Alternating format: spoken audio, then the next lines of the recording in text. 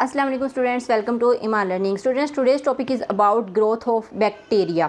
इससे पहले हमने जो टॉपिक डिस्कस किया था वो था अबाउट रिप्रोडक्शन ऑफ बैक्टीरिया के बारे में। सो ये टॉपिक भी उससे ही रिलेट करता है। उस टॉपिक की मैं आपको डिस्क्रिप्शन में लिंक दे दूँगी, आप वहाँ से जाके वो रीड कर लीजिएगा। सो ग्रोथ ऑफ बैक्टीरिया की अगर हम बात करें तो सबसे पहले इसकी डिफाइन कर लेते हैं। Increase in number of bacterial cell is called growth of bacteria. जब बैक्टीरिया की ग्रोथ में इजाफा होता है और उसके नंबर इंक्रीज होते हैं तो उस पॉइंट को हम कहते हैं ग्रोथ ऑफ बैक्टीरिया।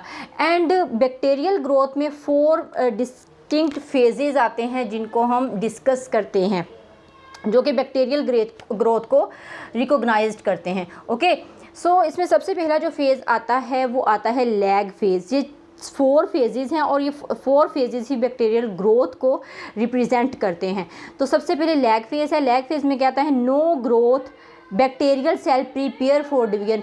इस पॉइंट पे बैक्टीरिया ग्रो तो नहीं कर रहा होता, बट वो जो है वो स्टिल बैठा भी नहीं होता आराम से। वो उस टाइम पे अपने आप को प्रिपेयर कर रहा होता है फॉर सेल डिवीजन। उसके अंदर जो फॉर एग्जांपल जो डीएनए है वो डुप्लीकेट कर रहा होता है, यानी कि उसका जेनेटिक मटेरियल जो है वो डुप्लीकेट कर रहा होता है, अपने आप को वो प्रिपेयर कर रहा होता है for division. And then log phase. Log phase में क्या होता है कि जब वो प्रिपेयर कर लेता है तो नेक्स्ट फेज़ आता है इसका लॉग फेज़। इसमें बैक्टीरिया क्या करता है? Phase of rapid growth of bacterial cell. तो यहाँ पे बैक्टीरिया एकदम से रैपिडली ग्रो करना शुरू कर देता है और इसके नंबर इंक्रीज़ होते जाएंगे। जितना ज़्यादा रैपिड ग्रो करेगा उतने ही नंबर जो है बैक्टीरियल सेल के वो इंक्रीज़ होते जाएंगे। And then is stationary phase.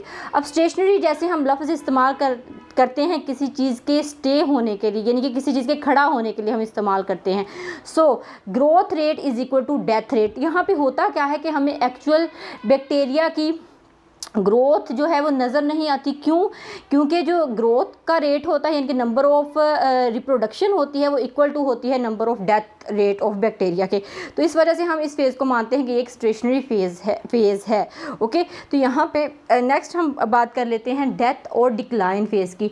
Death जैसे कि इसका मतलब है कि बैक्टीरियल सेल जो ग्रो कर गया है या जो रिप्रोड्यूस कर गया है, अब उसके ऑफस्प्रिंग की डेथ होना शुरू हो जाती है। तो यहाँ पे क्या होता है कि bacteria start dying and death rate more than reproduction rate. और जो डेथ रेट होता है वो रिप्रोडक्शन रेट से एक्सीड कर जाता है या फिर बढ़ जाता है। जाहिर है जब अचानक से बैक्टीरिया मरना शुरू हो जाएगा तो डेथ रेट क्या करेगा? इंक्रीज़ कर जाएगा। ओके, सो यहाँ पे हम इसका ग्राफिकली इसकी रिप्रेजेंटेशन देख लेते हैं कि किस तरह से इसको ग्राफ में हम रिप्रेजेंट करते हैं।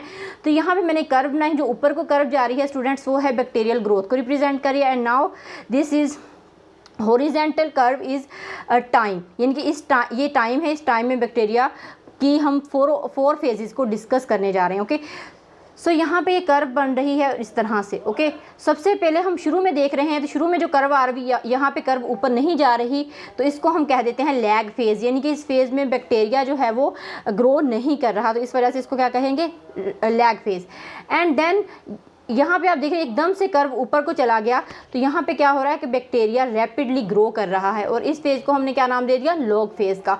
उसके बाद एक टाइम आया जहाँ पे ये कर्व बिल्कुल स्टेशनरी चल रहा है, बिल्कुल सीधी लाइन में आ रहा है, यानी कि ना ऊपर जा रहा है ना डाउन जा रहा है, तो इसको हम कहेंगे स्टेशनरी फेज़। यानी कि यहाँ पे स्टेज पे death rate equal to reproduction rate होगा या फिर ग्रोथ रेट होगा। Okay, and then decline phase. यहाँ पे आप देखें कर्व एकदम से जो है वो नीचे को आ जाता है, तो इस तरह क्या होता है?